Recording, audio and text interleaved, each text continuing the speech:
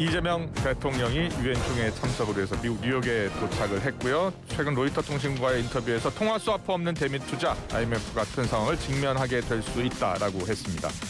자, 더불어민주당 외통위 간사 연결합니다. 더불어민주당 김영배 의원입니다. 의원님 나와 계시죠? 네, 안녕하세요. 김영배입니다. 네, 의원님. 이재명 대통령 지금 뉴욕에 도착했고요. 유엔 총회 기조 연설도 할 예정입니다. 이번 유엔 총회 참석의 의미 어떻게 보고 계세요? 예, 무엇보다는 대한민국이 이제 정말 비탄 국가로 돌아왔다라고 하는 걸 세계 평화 애호국들에게 알리고, 예. 그리고 대한민국이 AI를 비롯해서 세계가 직면해 있는 도전에 함께 이끌을 그런 지도 국가가 됐다라는 예. 것을 선언하는 그런 중요한 의미가 있다, 이렇게 볼 수가 있겠습니다. 네. 자, 이번 유엔 총회 기조 연설에서도 이재명 대통령이 이제 한반도 비핵화 언급도 하실 것 같아요. 특히 3단계 비핵화론도 다시 계속 주장하실 것 같고. 그런데 지금 김정은 위원장 같은 경우에 좀 부정적인 것 같습니다. 어제 BBC 인터뷰 보니까 김정은 위원장이 만약에 북미 합의를 하면 이재명 대통령도 또 북핵 동결에 동의하겠다라는 내용도 포함이 된 것 같습니다. 이 같은 내용도 혹시 이번 연설에서 나올까요? 예, 이번 연설은 우리가 APEC을 준비하는 과정에서 일종의 빌드업을 해나가는 성격을 가지고 있다고 봐야 되는데요. 예. 미중 전략 경쟁이 격화되는 상황에서 세계 평화를 위해서, 그리고 세계 통상 질서의 회복을 위해서 중요하게 협력해 나가야 될 주제로서 AI 그리고 평화라고 하는 두 가지의 주제를 중요하게 언급을 할 것으로 보입니다. 그중에서도 한반도의 평화 문제를 중심으로 세계 평화를 함께 만들어가자라고 하는 차원에서 트럼프 대통령에게 이야기했던 페이스메이커라고 하는 것을 다시 한번 좀 구조화시켜내는 그런 의미가 있지 않을까 싶고요. 그래서 그 북한 측하고의 교감이 이루어질 수 있는 중요한 제안들이 포함되지 않을까, 그런 기대를 가지고 있습니다. 특별히 미국 트럼프 대통령과 이 김정은 위원장이 상호 서로 이제 일종의 신호를 보내고 있는 상황 아닙니까? 예. 이런 상황에서 우리 대한민국 정부의 그런 중재자로서 역할, 페이스메이커로서 역할 등게 굉장히 기대되는 연설이라고 볼 수 있겠습니다. 아, 그래요. 예. 피스메이커 또 이재명 대통령이 이 북미 정상회담 가능성도 이제 높게 보고 또 이 북핵 동결에서 두 정상이 관련해서 어떤 합의를 했으면 좋겠다는 생각도 갖고 계신 것 같아요. 어떻게 생각하세요? 지금 3단계 비핵화론, 동결, 감축, 그리고 이제 완전한 비핵화 이렇게 이르는 로드맵을 제시한 바가 있는데요. 그중에서도 우리가 핵 동결과 관련되어서 북한과 미국이 합의에 이른다면 우리도 동의할 수 있다, 이런 이제 언급을 이재명 대통령이 한 바 있습니다. 이게 구체적으로 보면은 지금 북한에서는 계속 비핵화는 절대 없으니까 그거 이야기하면은 북미 회담이고 뭐고 없다, 이런 이야기를 하지만 오히려 그렇게 이제 어둠이 깊을수록 새벽이 가까이 있다라고 하는 점을 생각한다면 저는 아주 중요한 지금 이제 길목에 서 있지 않나 싶고, 그런 면에서는 북미 회담을 위한 이제 이 장이 이번 유엔 깔리지 않나 싶습니다. 특히 북한에서 지금 대표부를 오래간만에 유엔 총회에 파견을 했거든요. 근데 이제 굉장히 중요한 하나의 시그널이지 않나, 그렇게 생각합니다. 그래요. 예. 그리고 또 이재명 대통령 지금 한미 관세 협상과 관련해서도 해외 언론과 인터뷰를 계속 하고 있잖아요. 네네. 그렇습니다. 미국 요구대로 한다면 대한민국은 다시 IMF가 올 수도 있다라고 했고요. 또 미국 협상안에 동의했다라면 또 탄핵당했을 것이다. 라고 또 BBC 타임즈 인터뷰에서 밝히기도 했습니다. 지금 협상이 어떻게 좀 진행이 되고 있는 것 같습니까?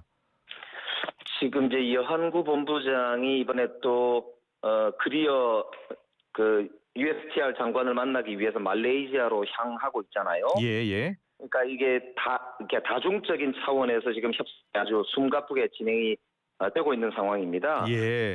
그런 차원에서 보면은 아직 그 정상 간의 최종 사인을 할 정도 준비가 안 되어 있다라는 점에서 이번 유엔 총회에서 트럼프 대통령과 이재명 대통령 간의 그런 정상회담은 아직은 조금 불투명한 상태거든요. 예. 예, 그런 점에서 보면은 아직은 조금 더 시간이 필요하지 않을까 그래요. 이렇게 보이고요. 예. 그 중에서도 제가 보기에는 안보 협력 관련해서 네. 이제 우리가 이 원자력의 평화적 이용과 관련되어서 제철이라든지 농축이라든지 이런 부분에 조금 더 진전된 합의가 지금 이루어져 가고 있기 때문에 아, 그래요? 예. 포괄적인 그런 이제 경제 안보 협력이라는 차원에서 저는 그런 통합적인 협상이 지금 아주 막판에 진행되고 있다 이렇게 보시면 될 것 같고 예. 이제 그 중에서도 3,500억 불의 어떤 그 구조 부분이 집중적으로 우리와 협상에 이제 굉장히 이렇게 줄다리기가 팽팽하다. 아. 뭐 그렇게 보시면 될 것 같습니다. 그래요. 근데 대통령도 강조했듯이 이 3,500억 달러 현금을 바로 지급하기에는 우리나라 외환보유고도 그렇고요. 쉽지 않은 네네. 상황이잖아요. 그러니까 우리가 일본과 달리 예. 이제 외환 보유고도 한 3분의 1 정도 되는 수준이고 또 특히 우리는 수출 국가이기 때문에 원자재를 많이 사와야 되기 때문에 외환을 그렇게 한꺼번에 유출시킬 경우에 국내 질서가 교란될 가능성이 높습니다. 그래서 그런 특성들에 대해서 미국에 적극적으로 설명하고 있는 중이고요. 미국도 상당히 이해하고 있는 중이다 이렇게 알고 있고요. 그런 면에서는 저는 이제 조금 더 진전된 협의가 가능하지 않나 이런 기대를 가지고 지켜보고 있습니다. 네, 지금 이제 우리가 관세 협상도 하고 있지만 방위비 증액 요구라든지 추가 요구가 더 이어질 것으로 보고 있어요. 그런데 이재명 대통령이 페이스북에 글을 올렸잖아요. 외국 군대 없으면 자구주 국방 불가능하다는 인식, 이거 굴종적 사고다라고 이야기를 했는데 이게 어떻게 보면 대미 협상 앞둔 방위비 인상 등을 요구할 것으로 보이는 미국과의 협상을 앞둔 대미 메시지다라는 분석이 있거든요. 어떻게 보세요? 네, 뭐 원론적인 입장에서 자주국방을 강조하는 그런 노선을 이제 밝혔다 이렇게 볼 수도 있는데요. 그러면서도 말씀대로 포괄적인 경제 안보 협상이 진행 중인 점을 감안한다면은 미국 측에 우리가 충분히 우리 스스로 국방력을 강화하고 비용도 쓸 용의가 있으니까 한미 동맹 차원에서 그렇게 포괄적 협력을 하자. 뭐 이런 메시지로 이제 읽힐 수 있지요. 이게 어떻게 보십니까? 지금 관세 협상을 통해서 우리가 또 얻을 수 있는 것은 얻어야 되잖아요. 네네. 가장 크게 무엇을 얻을 수 있다고 보세요? 지금 이제 아까 제가 드린 대로 원자력의 평화적 이용과 관련해서 농축이나 이런 부분에서 조금 더 진전이 있다고 말씀을 잠깐 드렸고요. 또 우리가 이제 방산력에서 지금 전 세계 5위 이상을 자랑하고 있기 때문에 넓어져 있는 방산 시장에서 한미 협력이 아주 획기적으로 진전될 수 있는 그런 또 계기다 이렇게 볼 수도 있고요. 또 한편으로는 우리가 조선 산업을 해서 우리가 생각하는 우리가 가지고 있는 강점들 특히 이제 반도체나 자동차나 이런 분야에서도 이제 획기적인 과학기술의 협력을 통해서 이제 과학 강국으로서 함께 나아갈 수 있는 산업적인 기반 이런 것도 이번에 다시 한번 한미 동맹의 이 경제 안보로의 진전 뭐 이런 점들이 이제 우리 입장에서 굉장히 중요한 대목들이 아닐까 이렇게 보고 있습니다. 김영배 의원께서는 이제 외통위 간사니까 더 잘 아실 것 같아서요. 미국이 이번 협상 과정에서 주한미군 감축이라든지 전략적 유연성 요구를 더 할 것으로 보십니까? 어떻게 보세요? 지금 미국은 아무래도 전 세계적으로 이 안보 전략을 이제 펴기 때문에 한반도 주변 인도 태평양 차원이죠. 그 부분에서 이제 전적인 주한미군의 운용에 대한 전략을 논의를 하고 있는 것이기 때문에 동맹 현대화라고 하는 걸 계속 요구할 수밖에 없는 상황입니다. 그래서 오히려 우리 이재명 대통령께서 먼저 우리 스스로 자주국방을 강화하고 국방비도 더 증액하겠다는 것을 밝힌 바 있고요. 그런 점에서는 우리 대한민국의 국익에 맞으면서 미국의 세계 전략에 합치하는 그런 이제 안보 전략, 국방 전략을 서로 간에 협의해 나갈 필요가 있는 거거든요. 그래서 저는 뭐 이렇게 주한미국이 무조건 이렇게 유연화된다고 해서 철수한다거나 중국을 대적하는데 주안점을 둔다 이렇게 이렇게 보는 건 섣부른 전망이고요. 예. 충분히 대한민국의 국익에 맞게 북한의 비핵화를 달성할 수 있는 전진기지로서의 대한민국의 위치나 아니면 우리가 이 인도태평양 지역에서의 평화를 사수할 수 있는 중요한 그런 이제 떠 있는 그야말로 항공모함의 대한민국의 역할을 인정받을 수 있는 그런 한미 간의 협상이 충분히 가능하다 이렇게 보고 있습니다. 그래요. 예. 민주당도 지금 뭐 외곽 지원에 나선 것 같습니다. 어제 주한미 대사관도 방문을 했고요. 조셉 윤 대사 대리를 면담했는데 어떤 요구 사항을 전했습니까? 예, 관세 협상에서 사실 조지아주의 구금 사태가 우리 국민들에게 큰 쇼크를 준 게 사실이거든요. 예.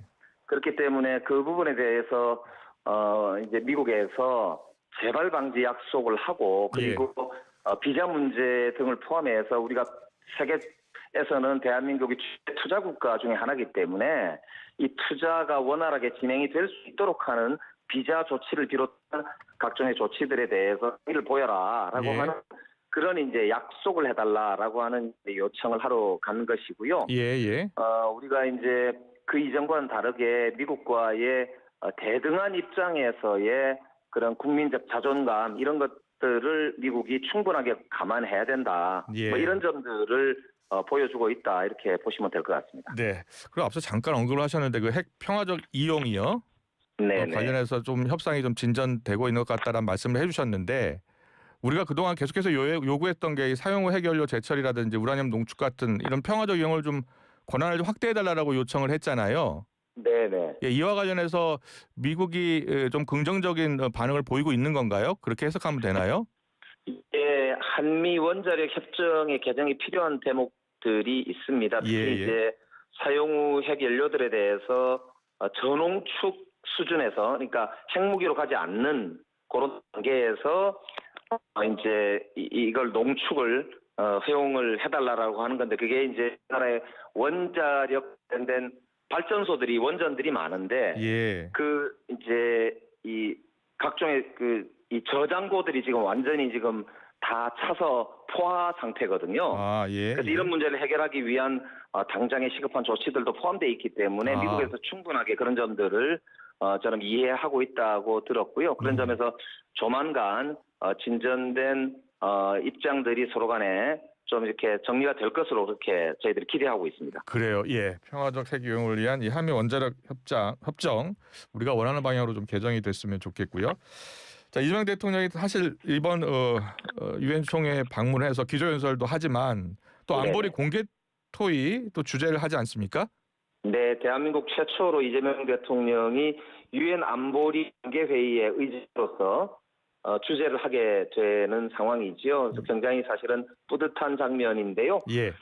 AI와 평화를 주제로 해서 전 세계가 직면하고 있는 그런 이제 기술적인 발전과 동시에 좀 세계가 함께 연대해서 평화롭게 살아갈 수 있는 지구를 만들어가자 뭐라는 주제이기 때문에 굉장히 의미가 있다고 이제 봐야죠. 예.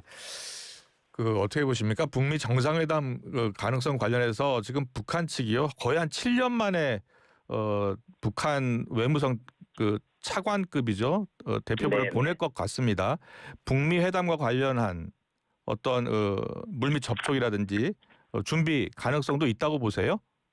예, 외교는 말로 하는 것이지만 결국은 행동을 보면 알거든요. 이정은 위원장이 험한 말을 뭐 쏟아내고 있습니다만 7년 만에 190여 개국이 참여하는 유엔 총회의 대표부를 차관급으로 보낸다는 것은 뭔가 대화가 이루어지고 있고 또 진전이 있을 것이다라고 이렇게 예상할 수가 있지 않습니까? 그런 점에서 보면 우리 이제 미국과 북한 간의 물밑 접촉 이런 게 충분히 예상이 되고요. 또 APEC이라고 하는 게 10월 31일 날 이제 이 대한민국 경주에서 열리기 때문에 미국과 중국도 지금 정상회담이 7년 만에 예상이 되거든요.